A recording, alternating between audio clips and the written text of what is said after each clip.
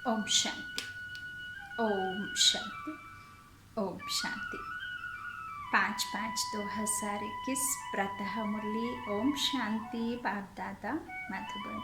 आज मीठे मीठे प्यारे प्यारे शिव बाबा ने कहा, मीठे बच्चे, श्रीमत पर चलकर सबको सुख दो, आसुरी मत पर दुख देते आए, अब सुख दो और सुख लो।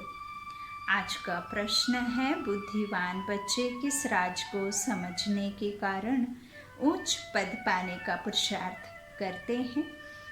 उत्तर में बाबा ने कहा, वे समझते हैं कि यह दुख और सुख, हार और जीत का खेल है।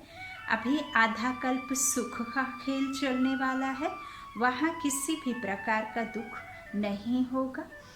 अब नई राजधानी आने वाली है, उसके लिए बाप अपना परम धाम छोड़कर हम बच्चों को पढ़ाते आए हैं।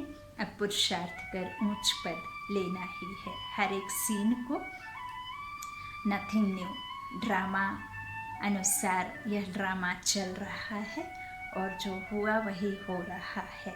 जो भी इस संसार में सीन चल रही हैं वो कोई नई नहीं है। तो दूसरी बात, यदि रात है तो दिन होना ही है, और यदि दिन हुआ तो रात ज़रूर होनी है। जिस तरह से घड़ी के कांटे 12 के बाद 13 नहीं बल्कि वापस 12 पर आते हैं, तो सुख और दुख, पहले सुख और फिर दुख होना ही है। तो यह सब जो सुख और दुख का हार खेल है, हाँ, तो यह सब बातें बाबा कहते हैं कि जो बुद्धिमान बच्चे हैं वह इस राज को समझने के कारण उच्च पद पाने का पुरुषार्थ करते हैं। हाय हाय नहीं, जय जयकार, है ना। बाबा कहते हैं इस तरह से अब पुरुषार्थ कर उच्च पद लेना ही है। गीत है, बदल जाए दुनिया ना बदलेंगे हम। ओम शांति। मीठे मीठे बच्चों ने अर्थ समझा, यहाँ कोई कसम खाने की दरकार नहीं है, यह तो आत्मा में समझ चाहिए। अलग बाबा कहते आत्मा तमो प्रधान होने के कारण बिल्कुल ही बेसमझ हो गई है। बच्चे जानते हैं हम कितने बेसमझ थे। बाबा के जो बच्चे हैं वह तो समझ गए ना कि हमने जो थोड़ा ना थोड़ा हमारे अंदर में जो हमारी लौकिक पढ़ाई थी या जो धन था, थोड़ा स्थूल धन था, थोड़ा तन था, तो उसमें ही हम बहुत अधिक अपने आप को प्राउड और बहुत घमंड समझ लेते थे। लेकिन अब तो बेसमझ थे। बाबा कहते हैं, खुद बच्चे समझते हैं कि हम बिल्कुल ही बेसमझ बन गए थे। अब कितने समझदार बने हैं, और ये समझ किसने दी है? स्वयं ईश्वर ने। तो ये समझ भी उस परम पिता परमात्मा करण करावनहार पिता की है। तो इसमें कोई प्राउड की नहीं। हमें आत्मा का घमंड होना चाहिए, शरीर का नहीं, धन का नहीं, माया का नहीं। तो इस तरह से बाबा कहते हैं अब कितने समझदार बने हैं। दूसरे सत्संग आदि में यह बातें होती नहीं। वह शास्त्र रामायण आदि पढ़ते हैं, एक कान से सुना दूसरे कान से निकल जाता है, कोई प्राप्ति नहीं। यज्ञ तप दान पुण्य आदि बहुत करते हैं, धक्के खाते रहते हैं, प्राप्ति कुछ भी नहीं। बाबा कहते इस दुनिया में कोई को सुख है नहीं। यदि किसी के पास में जो साहूकार धन संपदा से भरपूर हैं, वह समझते हैं कि हमारे तो धन है, तो हम सब चीज़ें हमारे पास हैं, 100 सुख हैं हमारे पास, लेकिन फिर भी कोई बीमारी से जूझ रहा है, कोई चिंतित है, कोई किसी बात से, कोई किसी बात से। यदि किसी ने ब्लैक मनी कमाया तो उसे उस धन में अंतर आत्मा की सुख ही नहीं है, उसको अंदर ही अंदर वो आत्मा धिक्कारती है, क्योंकि गलत होता है तो वो उतना सुखी नहीं रहता। और इस संसार में तो इस एक छोटे से वायरस ने इतने बड़े बड़े देशों का, कंट्रियों का कैसा हाल बेहाल कर दिया, कमर को तोड़ कर रख दिया, हाहाकार मचा दिया। तो इस तरह से बाबा कहते हैं जो सत्संग आदि या जो भी बातें हैं या हम सुनते थे, और जो भी भक्ति काल से हमने धक्के मुक्के खाए, सब चीज़ें किया, लेकिन हमने असली प्राप्ति तो नहीं की ना। थोड़े समय के लिए सत्संग किया और कनरस के लिए थोड़ी अच्छी अनुभूति हुई, और वापस फिर वही चिंता, वही परेशानी, वही दुख, है ना। तो बाबा कहते हैं कोई प्राप्ति नहीं है। यज्ञ तप दान पुण्य आदि बहुत करते हैं, बाबा कहते हैं, लेकिन उससे भी कुछ नहीं मिलता, कुछ भी प्राप्ति नहीं है। इस दुनिया में कोई को सुख नहीं। बाबा कहते हैं अब बाप सारी समझ देते हैं, सबको सुख शांति देने वाला एक ही बाप है, सबका मालिक एक है। मनुष्य तो बिल्कुल ही घोर अंधियारे में है। भक्ति मार्ग वाले भी याद करते रहते हैं, हे दुख हरता सुख करता सदगति दाता। देखो दुनिया में क्या लगा पड़ा है, सबको दुख लगा ही रहता है। जो भी मनुष्य मात्र हैं, किसको भी यह पता नहीं है कि बाप कौन है, बाप से क्या वर्षा मिलता है। बेहद के बाप को जानते ही नहीं, धक्के खाते रहते हैं शांति के लिए। अब यह किसने कहा कि मन की शांति चाहिए? आत्मा कहती है, और शरीर तो सिर्फ और सिर्फ भौतिक सुख सुविधाओं की मांग करता है। ये खाना चाहिए, वो खाना चाहिए, ये कपड़ा चाहिए, वो कपड़ा चाहिए, ये कार चाहिए, वो कार चाहिए, ये घर चाहिए, वो घर चाहिए। वो कौन मांग करता है? शरीर। लेकिन आत्मा सुख शांति और प्रेम चाहती है ना। तो इस तरह से आत्मा कष्ट नहीं चाहती किसी भी तरीके से। बाबा कहते हैं मन की शांति चाहिए। किसने कहा? आत्मा ने। यह भी मनुष्य नहीं जानते हैं, देह अभिमान है ना। साधु संत आदि सब दुखी हैं, सब शांति चाहते हैं। बीमारी आदि तो साधु संतों को भी होती है, एक्सीडेंट होते हैं। दुनिया में दुख के सिवाय और कुछ तो है नहीं। अभी तुम बुद्धिमान बने हो, बाप ने समझाया है। ड्रामा के अंदर नई दुनिया और पुरानी दुनिया, सुख और दुख का खेल, रात और दिन का खेल बना हुआ है। बाप ने तुम्हारी बुद्धि का ताला खोला है, और सब मनुष्य मात्र की बुद्धि को गोदरेज का ताला लगा हुआ है। बिल्कुल ही तमो प्रधान बुद्धि है। तुम बच्चे नंबरवार पुरुषार्थ अनुसार जानते हो। बरोबर बेहद का बाप मिला है हमको, सृष्टि के आदि मध्य अंत का राज सुनाते हैं कि यह खेल कैसे बना हुआ है। जब सुख होता है तब दुख का नाम नहीं होता। ऋंचक मात्र भी वहाँ कोई अप्राप्ति, कोई दुख होता ही नहीं है। और दुख नहीं तो सिमरन नहीं करते। सुख ही सुख है तो परमात्मा अपने भगवान को यह नहीं कहते कि आओ और हमारे इन हीरे मोती के महलों में आकर के आप आइए और हमारे घर में रहिए, या कोई भी नहीं बुलाता कि आओ हमारे साथ में ये भोजन करो, क्योंकि वहाँ पे तो हम सुखी होते हैं और सुख में उसे याद करते ही नहीं भगवान को। तो इस तरह से बाबा कहते हैं जब सुख होता है तब दुख का नाम नहीं होता, और ना ही परमात्मा की याद। तुम बच्चों की बुद्धि में है कि हम बाप से सुख शांति संपत्ति का वर्षा ले रहे हैं। सुख शांति संपत्ति, क्योंकि हम जब निर्विकारी बनते हैं तो पावन तन और आत्मा समझ, बंधन में रहते हुए भी बंधन मुक्त समझ, हर कर्म को अकर्म बनाते सुखी रहते हैं, क्योंकि हम निर्विकारी रहते हैं। 16 कलाओं में संपूर्ण देवकुल की देवात्माएं। तो फिर दुख का कारण ही होता है विकारों से भर जाना। आत्मा विकारों से भरी हुई है तो फिर वह सुख शांति संपत्ति सब कुछ अपना खो देती है। धन है लेकिन निर्विकारी नहीं है ना। 5 विकारी हैं, 5 रूप से माया आपके ऊपर रहती है। तो इस तरह से बाबा कहते हैं बाप से सुख शांति संपत्ति का वर्षा ले रहे हैं। सतयुग से लेकर त्रेता अंत तक कोई दुख नहीं होगा, क्योंकि वह राम राज्य है ना।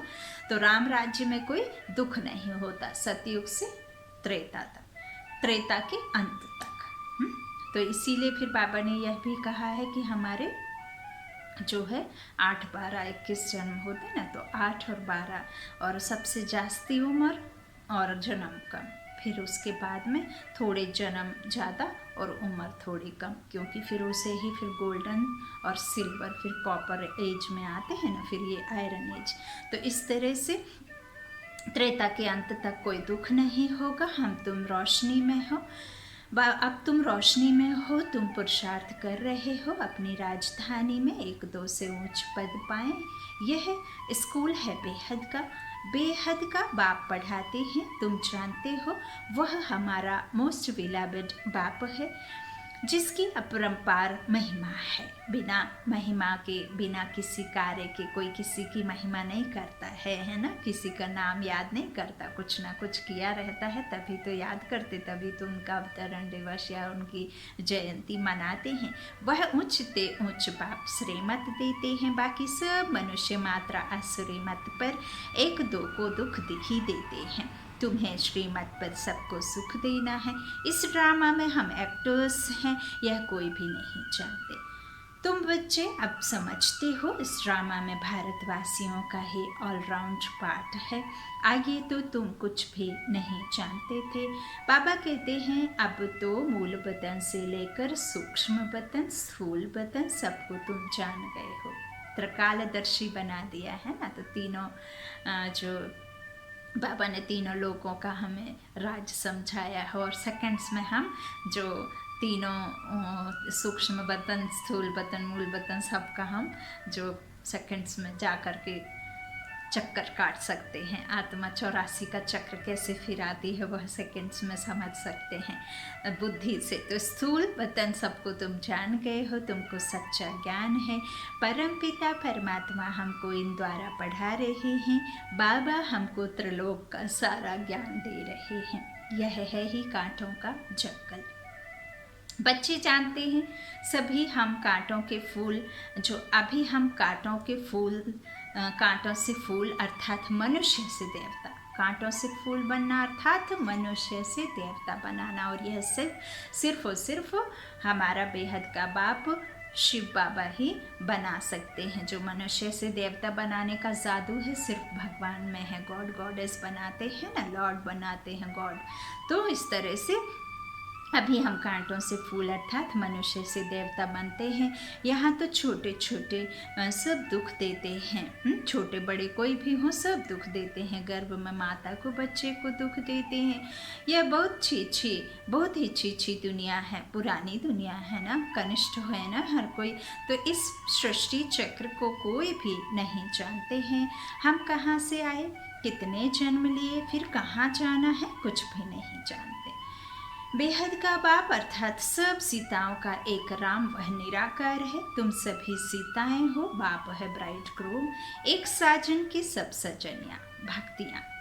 भक्तियाँ करती हैं सीताएं, भक्तियाँ करती हैं आत्माएं, और आत्मा भक्तियाँ माना साजन को याद करती हैं, शिव साजन को, है ना। तो भक्तियाँ हैं सजनियाँ, आत्माएं, और ब्राइड ग्रूम है साजन शिव। जो भी सीताएं हैं सब रावण की जेल में हैं, फंस शोक वाटिका में आ गई हैं। सारी दुनिया के सब मनुष्य मात्र एक भगवान को याद करते हैं।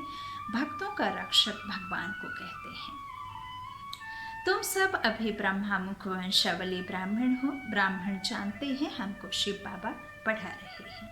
बाबा से वर्षा जरूर मिलता है। शिव बाबा है स्वर्ग का रचयिता। स्वर्ग कहो अथवा देवी राजधानी कहो, देवकुल की देवात्माएं बनना है तो देवी राजधानी प्राप्त करना है, उसे स्वर्ग कहते हैं। बाबा कहते हैं स्वर्ग कहो अथवा देवी राजधानी कहो या सतयुग कहो। यह स्वर्ग की राजधानी है ना। लक्ष्मी नारायण स्वर्ग के मालिक हैं। यह भी अभी तुम बच्चे समझते हो। यहाँ जब सतयुग था तो लक्ष्मी नारायण का राज्य था। अभी है कलयुग। मनुष्य तो बेचारे घोर अंधियारे में होने के कारण कुछ भी नहीं जानते कि अभी कलयुग का अंत है। कुंभकर्ण की नींद में सोए हुए हैं ना, तो कुछ भी नहीं जानते कि अभी कलयुग का अंत है, विनाश सामने खड़ा है।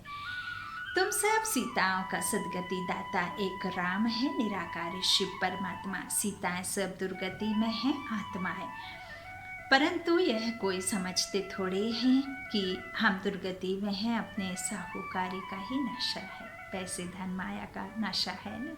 हमको इतने मकान हैं, इतना धन है, इतने महल हैं, किसको पता नहीं कि दुख की दुनिया अब बदलनी है। वह धन माया, शान शौकत, घर गाड़ी बंगला, यह सब तन के साथ, जब तक तन है तब तक आप मालिक हैं। जिस दिन आपने इस तन को छोड़ दिया तो वो धन का मालिक नहीं, वो तो एकदम जो है लावारिश की तरह हो जाता है, क्योंकि उसे इस्तेमाल तन करता है।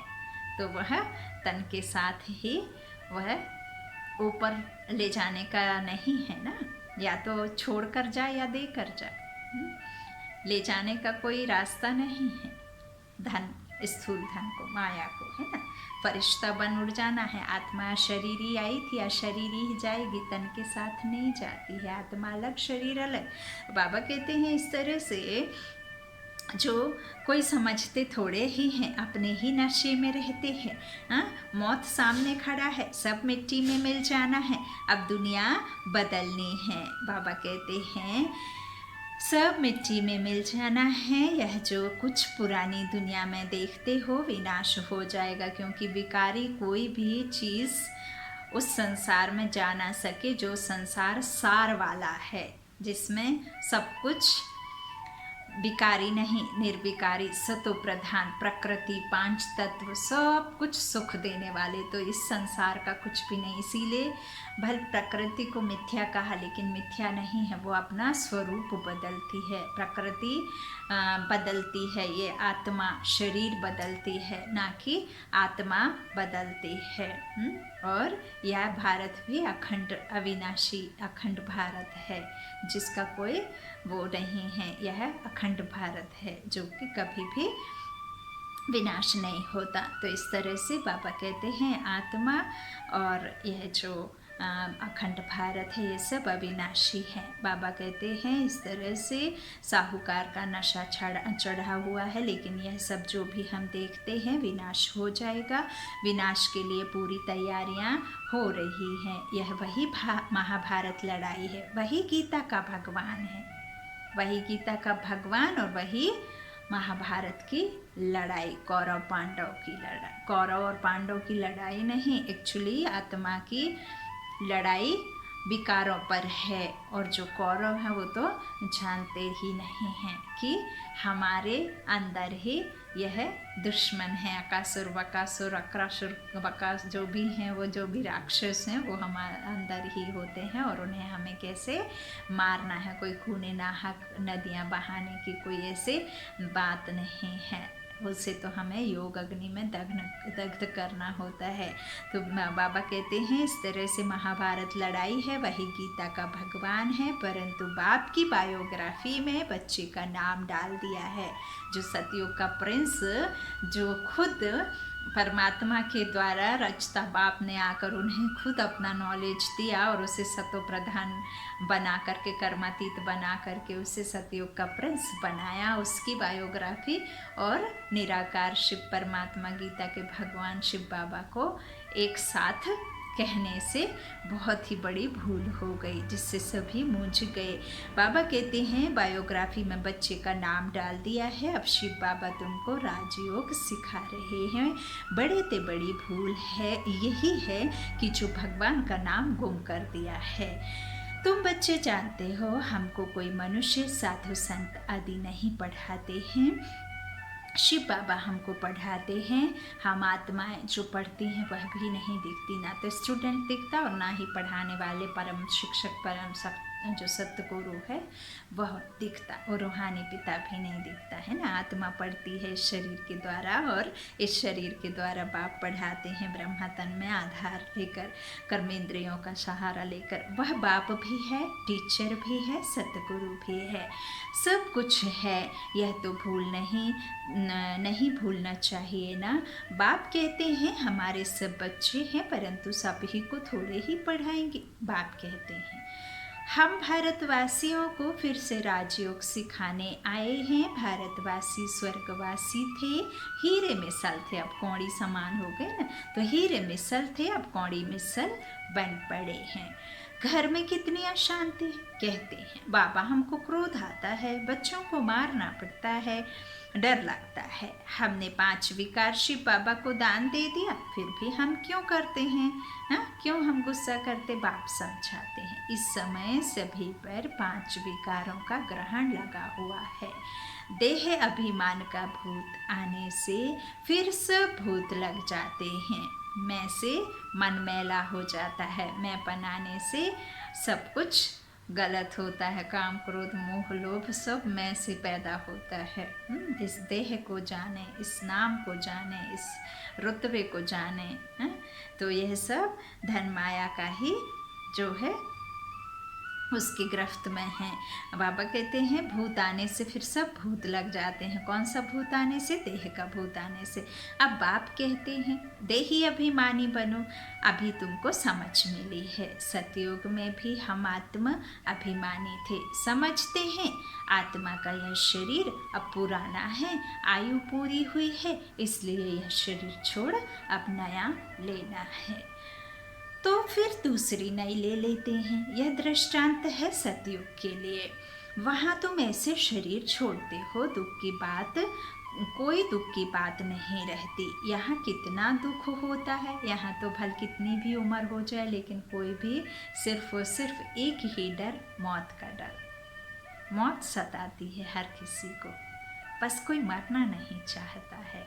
जबकि यह अटल सत्य है, जो आया है वो ज़रूर जाएगा। भले वो सतयुग स्वर्ग में भी क्यों ना रहे, लेकिन उसकी आयु के अनुसार वो अपना तन खुद ही छोड़ दे करके नया कपड़ा धारण करता है बच्चे का, है ना। तो इस तरह से यह दृष्टांत सतयुग के लिए है। बाबा कहते हैं वहाँ कोई तन को छोड़ते समय दुख नहीं रहता है। यहाँ तो कितना दुख है, रोना पीटना आदि रहता है। अब तुम बच्चे जानते हो यह पुरानी खाल है, यहाँ कोई नई खाल नहीं मिलनी है। यह अंतिम पुरानी जूती है, ये तन रूपी पर पुरानी जूती। विकारी तन है ना, विकारों से पैदा हुआ, और वो भी द्वापर से अब तक वही होता है। फिर बाद में पावन तन मिलेगा, है ना, पवित्र बन के जाएंगे, तब पवित्र तन पवित्र आत्मा। अभी तुम उनसे तंग हो गए हो। वहाँ तो खुशी से एक शरीर छोड़ दूसरा लेते हैं। बाबा कहते हैं इन बातों को भी तुम समझते हो। यहाँ कितने नए आते हैं। बाबा कहते समझते थोड़े ही हैं, 2-4 रोज यहाँ से समझ कर जाते हैं, फिर भूल जाते हैं। हाँ, अच्छी रीति सुना, खुशी हुई तो प्रजा में आ जाएंगे। प्रजा भी तो ढेर बननी है ना, सिर्फ लक्ष्मी नारायण का राज्य में लक्ष्मी नारायण थोड़ी राज्य करेंगे। हाँ, तो बाबा कहते यह है ईश्वर का दर, अथवा घर तुम ईश्वर के जो बैठे हो। बाबा कहते हैं जो ईश्वर का दर अथवा घर तुम ईश्वर के घर में बैठे हो। परमपिता परमपिता अपना परम धाम छोड़ यहाँ साधारण तन में आकर बैठा है। वहाँ तो बाप के पास आत्माएं रहती हैं, यहाँ संगम पर बाबा खुद आया है। कितने ने भाग्यशाली आत्माएं हैं। पतितों को पावन बनाने उनको शिव निराकार ही कहते हैं। निराकार शिव बाबा, निराकार बाबा को आत्माएं ओ गॉड फादर कह पुकारती हैं। मनुष्य बिगर समझ के कह देते हैं ओ गॉड फादर। इन लक्ष्मी नारायण को भी यूरोपियन लोग भगवती भगवान कहते हैं। और गॉड की रचना है भगवान भगवती कहते हैं। बाबा कहते हैं इन्हों को ऐसा किसने बनाया। इन देवताओं को कहते हैं आप सर्वगुण संपन्न, 16 कला संपूर्ण हो। फिर खुद को कहते हैं यह नहीं जानते कि यह भी मनुष्य हैं। क्या कहते हैं? यह नहीं जानते। भारत में ही राज्य करके गए हैं, उनके आगे जाकर महिमा गाते हैं। पूज्य से पुजारी आत्मा बन जाती है तो फिर खुद की महिमा गाते हैं ना। जड़ चित्रों की पूजा करते हैं, उसमें आत्मा तो होती नहीं, वो चैतन्य शक्ति नहीं, वो थी अब है नहीं है, वो तो मूर्तियाँ हैं ना, आधार। तो इस तरह से बाबा कहते हैं कि अपने अनुज को ही पूजना शुरू कर देते हैं। यह नहीं जानते कि यह भी मनुष्य हैं। बाबा कहते हैं भारत में ही राज्य करके गए हैं, उनके आगे फिर उनकी महिमा करते। अपने को नीच पापी कहते रहते हैं और कृष्ण के मंदिर में जाकर फिर महिमा करेंगे। बाबा कहते शिव की यह महिमा नहीं करेंगे, उनकी महिमा अलग है। अक्सर करके शिव के पास जाते हैं तो कहते हैं भर दो झोली। आप शिव के पास जाते हैं तो अक्सर करके कहते हैं भर दो झोली। तो झोली कौन सा? कोई आपके साथ में कंधे पे झोला टंगा रहेगा, या कोई वस्तु की मांग करेंगे तो वो वस्तु मिल जाएगी, या झोली भर दो अर्थात आपके घर में धन धान्य से भरपूर हो जाएंगे। नहीं, परमात्मा तो जो हमारा आत्मरूपी बर्तन एकदम खाली हो गया है, कला लेस हो गया है, जिसमें बिल्कुल ही कला नहीं बची, जिसमें कोई भी गुण नहीं है, जो हमारी आत्मा के स्वधर्म है, वो स्वधर्म भी हमने खो दिए हैं। अपने पिता, अपने धनी बाप को भूलने से वो संस्कार से नील हो गए, तो वो ज्ञान रत्नों से शिव भरते हैं झोलियाँ, आत्मा रूपी झोली है ना, ज्ञान रत्नों से। और फिर नर से नारायण बनाते हैं, आत्मा को पूज्य बनाते हैं पुजारी से, हैं। तो इस तरह से बाबा हमें समझाते हैं। बाबा कहते हैं इस तरह से कहते हैं कि भर दो झोली। फिर कह देते वह भांग पीने वाला है, धतूरा खाने वाला है। अरे वहाँ भांग धतूरा कहाँ से आई? परमपिता परमात्मा निराकार शिव परमात्मा, परम धाम का निवासी, वो आत्मा, परमात्मा, जैसे हम आत्माएं हैं, वहाँ जब उसके पास तन ही नहीं है, वो अशरीरी पिता के पास भांग धतूरा कहाँ से आई? अब तो ड्रिंक भी डाल देते हैं, सब नशेड़ी चीज़ों को दान करते हैं, जबकि वह तो झूठी चढ़ोतरी है। आप झूठा चढ़ाएंगे तो आपको कुछ नहीं मिलेगा। आपके अंदर जो आपकी बैर है, जो आपके अंदर विकार हैं, जो आपके अंदर एक दो को दुख देने वाली कड़वी भांग रूपी वो नशा, जो आपके अंदर मैंपन का नशा है, देह का अभिमान है, जो आपके अंदर ही ये नशेड़ी चीज़ें हैं, असली चीज़ों का दान देंगे तब आपकी आत्मा का ग्रहण छूटेगा। कोई भांग, शराब, यह सब तो परमपिता परमात्मा भोगता है, उसे इन सब चीज़ों की कोई ज़रूरत नहीं, वो भी झूठी, वो तो है ही एवर प्योर। उससे कुछ चढ़ाने की नहीं, वो दुर्गति में नहीं आता, वो पाप विकर्म नहीं करता, क्योंकि उसको शरीर नहीं होता। वो तो हमें उल्टा पाप विकर्मों से मुक्ति कराने आता है। तो इस तरह से धतूरा खाने वाला बाबा कहते अरे वहाँ भांग धतूरा कहाँ से आई? कुछ भी समझ नहीं, मांगते रहते हैं, पति चाहिए, यह चाहिए। दीपमाला पर भी लक्ष्मी का आह्वान करते हैं, वह है कौन यह किसको भी पता नहीं। 8-10 भुजाएं कभी होती हैं क्या? अब देवी देवताओं के रूप में क्या देवी देवता चार भुजा के साथ रहेंगे? 4 भुजा लेकर के काम करेंगे क्या? 4 भुजा लेकर के घूमेंगे? हाँ, तो ऐसे शंख और ये सब जो तलवार आदि जो दे दिए हैं, वो अष्ट शक्तियाँ जो हमारी आत्मा के गुण हैं, अष्ट शक्तियाँ, उन्हें इन हाथों में, बाहुबलों में शास्त्र थमा करके समझा दिया, जबकि वह रॉन्ग है। कोई भी रावण की भी कोई तीसरा नेत्र 10 शीश नहीं होते कि तीसरा नेत्र उगाया और उसका शिव का तीसरा नेत्र खुला, तो ये संसार काम जो है बिल्कुल एकदम कहते हैं ना, पूरा हिला देते हैं, पूरा भस्म कर देते हैं तीसरा नेत्र खुलते ही। तो यह दिव्य दृष्टि देते हैं, फिर विकारों का विनाश होता है ना।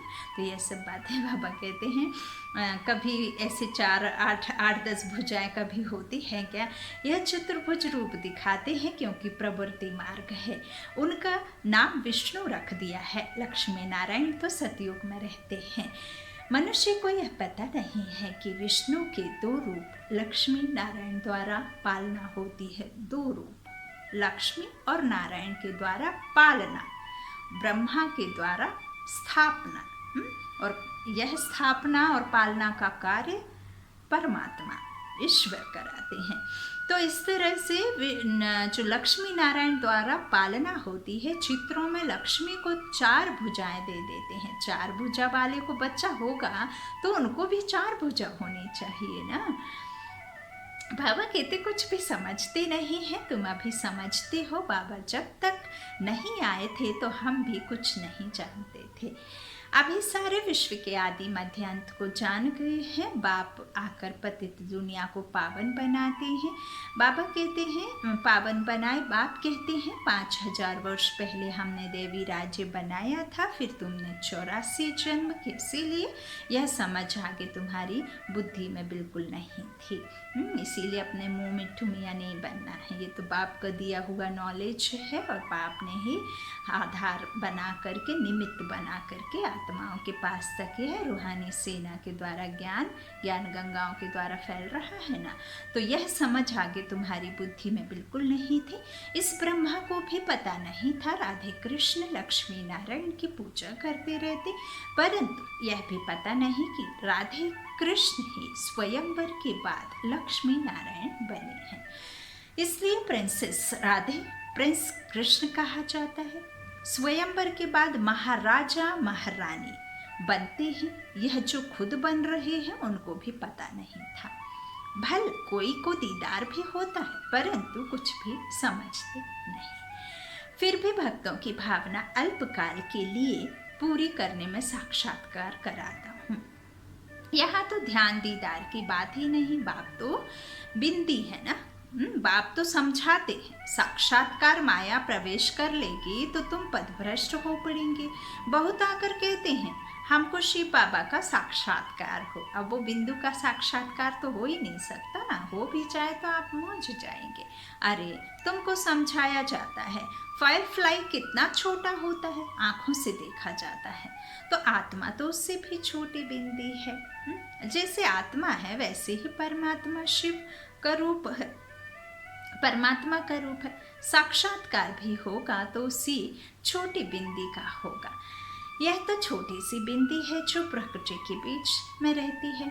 आत्मा का साक्षात्कार हो तो भी समझेंगे कुछ नहीं, है ना। बाबा कहते तुम बच्चे जानते हो अभी हम शिव बाबा की संतान हैं। सब ब्रह्म कुमार कुमारियाँ शिव बाबा से वर्षा ले रहे हैं। हमारी एम ऑब्जेक्ट ही यह है, स्टूडेंट है ना। तुम कहते हो बाप से सहज राजयोग सीखने आए हैं, तो बाबा कहते हैं यह एम ऑब्जेक्ट है। यह बच्चों को भूलना नहीं चाहिए। भक्ति मार्ग में भक्त लोग देवताओं के चित्र साथ में रखते हैं, फिर तुमको यह त्रिमूर्ति का चित्र पॉकेट में रखना चाहिए। इस शिव बाबा द्वारा हम यह लक्ष्मी नारायण बन रहे हैं। ऊपर में शिव परमात्मा, नीचे में लक्ष्मी नारायण, और जो त्रिमूर्ति का चित्र है ब्रह्मा विष्णु शंकर और ऊपर में शिव, है ना। तो ब्रह्मा द्वारा पालना, ब्रह्मा द्वारा स्थापना, विष्णु द्वारा पालना और शंकर द्वारा विनाश, ये है। और दूसरा ऊपर में शिव परमात्मा की यह सब रचता बाप यह सब कार्य कराते हैं इन द्वारा। तो इस तरह से इस शिव बाबा द्वारा हम यह लक्ष्मी नारायण बन रहे हैं। अच्छा, बाप दादा का याद प्यार ले लीजिए। मीठे मीठे सीखी लाधे बच्चों प्रति माता पिता बाप दादा का याद प्यार और गुड मॉर्निंग। रूहानी बाप के रूहानी बच्चों को नमस्ते। हम रूहानी बच्चों की रूहानी माता पिता बाप दादा को याद प्यार और गुड मॉर्निंग। रूहानी शुक्रिया बाबा, मीठे बाबा, प्यारे बाबा, सबका साथी सबका सहारा। आज बाबा ने धारणा के लिए मुख्य सार कहा। पहला, शिव बाबा को विकारों का दान देकर फिर कभी वापस नहीं लेना है। दान देकर वापस नहीं लेते, तो शिव बाबा को विकारों का दान देकर फिर कभी वापस नहीं लेना है। देह अभिमान के भूत से बचना है। इस भूत से सब भूत आ जाते हैं, इसलिए आत्म अभिमानी बनने का अभ्यास करना है। दूसरा, बाबा ने कहा ध्यान दीदार की आश नहीं रखनी है।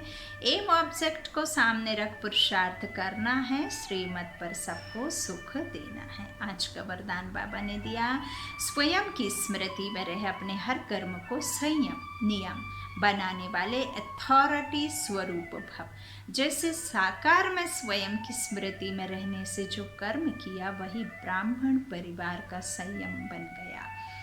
स्वयं के नशे में रहने के कारण अथॉरिटी से कह सकते थे कि अगर साकार द्वारा कोई उल्टा कर्म भी हो गया तो सुलटा कर देंगे। स्वयं के स्वरूप की स्मृति में रहने से यह नशा रहता है कि कोई कर्म उल्टा हो ही नहीं सकता। आप बच्चे भी जब स्वयं की स्थिति में स्थित रहो तो जो संकल्प चलेगा, जो बोल बोलेंगे, वह कर्म करेंगे, वही संयम नियम बन जाएगा। आज का स्लोगन बाबा ने कहा, पवित्रता का पिल्लर मजबूत करो, यह पिल्लर लाइट हाउस का काम करता रहेगा। पवित्रता का पिल्लर मजबूत करो तो यह पिल्लर लाइट हाउस का काम करता रहेगा। ओम शांति।